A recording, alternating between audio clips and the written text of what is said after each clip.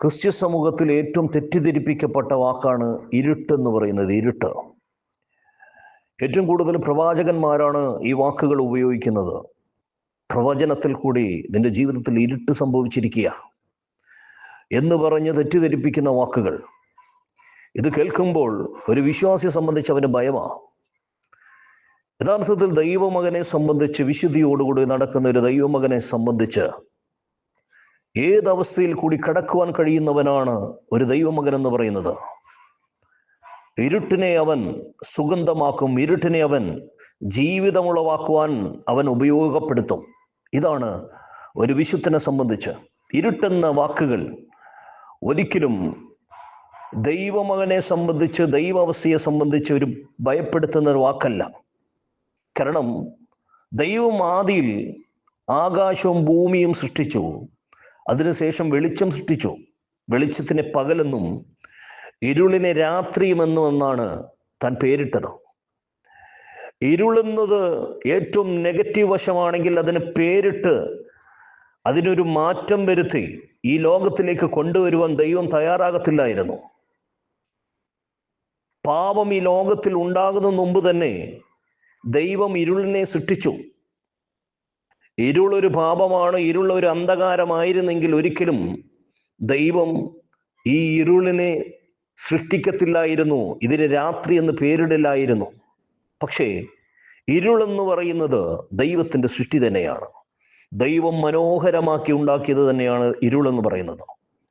ഇനിയും പുറപ്പാടിൻ്റെ പുസ്തകം അതിൻ്റെ 20-ാം അധ്യായം 21-ാമത്തെ വാക്യത്തിൽ ഇങ്ങനെയാണ് എഴുതിയിരിക്കുന്നത്: അങ്ങനെ ജനം ദൂരത്ത് നിന്ന് മോശയോ ദൈവം ഇരുന്ന ഇരുളിനടുത്ത് ചെന്നു.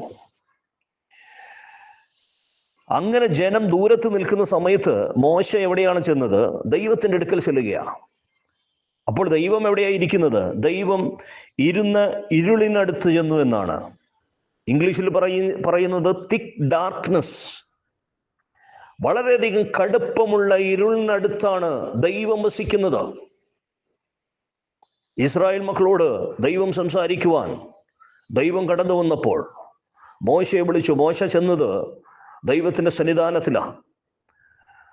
ദൈവത്തിൻ്റെ വാക്ക് കേൾക്കുവാൻ നായകനായ മോശ ചെന്നപ്പോൾ ദൈവം ഒരിക്കലും വെളിച്ചത്തിലല്ല ഇരുന്നത്. അവിടെ ഇരുന്നത് തിക്ക് ഡാർക്ക്നെസ്സിനാണ്. അതായത് വളരെ കൂരിരുട്ടലാണ് ദൈവം അവിടെ ഇരുന്നതെന്ന് പറയുക. ദൈവത്തിൻ്റെ പ്രവൃത്തി ഇങ്ങനെയാണ്. ദൈവമുണ്ടാക്കിയ ഒരു സൃഷ്ടി തന്നെയാണ് ഇരുളെന്ന് പറയുന്നത്. മനുഷ്യൻ അതിനെ വികലമായ രീതിയിൽ ചിന്തിക്കുമ്പോഴാണ് അത് അവൻ്റെ ജീവിതത്തിൽ എന്തൊക്കെയോ നെഗറ്റീവ് വശം കൊണ്ടുവരുന്നെന്ന് തോന്നുന്നത്. ഇനി സങ്കീർത്തനത്തിൽ ഇങ്ങനെ ഒരു വാക്യമുണ്ട്: മേഘവും അന്ധകാരവും അവൻ്റെ ചുറ്റുമിരിക്കുന്നു. ദൈവത്തിൻ്റെ ചുറ്റുമിരിക്കുന്നത് മേഘവും അന്ധകാരവുമാണ്. പലപ്പോഴും ചിന്തിക്കുന്നൊരു കാര്യമുണ്ട്, പിശാചിൻ്റെ കൂടെയാണ് ഈ അന്ധകാരം നിലനിൽക്കുന്നത് ഒരു ചിന്താഗതിയുമായിരിക്കുന്ന വ്യക്തികളാണ് നമ്മുടെ കൂട്ടത്തിൽ ഏറെയും. എന്നാൽ അങ്ങനെയല്ല. മേഘവും അന്ധകാരവും ദൈവത്തിൻ്റെ ചുറ്റുമിരിക്കുക. ന്യായവും നീതിയും അവൻ്റെ സിംഹാസനമാകുന്നു. അതിൻ്റെ കൂട്ടത്തിൽ പറയുന്ന കാര്യമാണ്.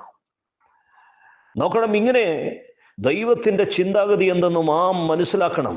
മനുഷ്യരെന്തെങ്കിലും ഒരു വാക്കിനെ സംബന്ധിച്ച് പറഞ്ഞ് നമ്മളെ പേടിപ്പിക്കുവാൻ ഇരിക്കുമ്പോൾ അതിൽ തടഞ്ഞു വിടുവാനല്ല ദൈവം നമ്മളെക്കുറിച്ച് ആഗ്രഹിക്കുന്നത്. പകരം നിന്റെ ജീവിതത്തിൽ നീ ഒരു വിശുദ്ധനാണെങ്കിൽ, ദൈവമകനാണെങ്കിൽ, ഏതവസ്ഥയും കൈകാര്യം ചെയ്യുന്നവനാണ് യഥാർത്ഥ ദൈവമകൻ എന്ന് പറയുന്നത്.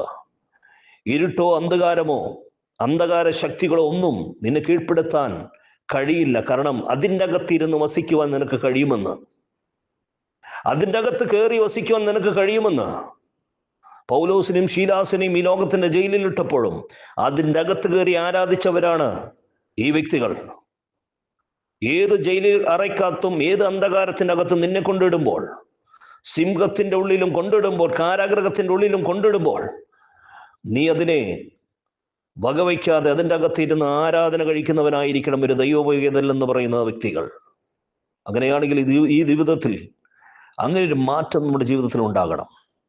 ഈ ലോകത്തിൻ്റെ വാക്കുകൾ കണ്ട് പേടിക്കുവാനല്ല, പകരം ദൈവത്തിൻ്റെതായ സൃഷ്ടി എന്തെന്ന് മനസ്സിലാക്കി അതിൽ ലയിച്ചു ചേരുവാൻ കഴിയുന്നവനാണ് ഒരു ദൈവമകൻ എന്ന് പറയുന്നത്. ദൈവം ഇവരെയും സഹായിക്കുമാറാകട്ടെ.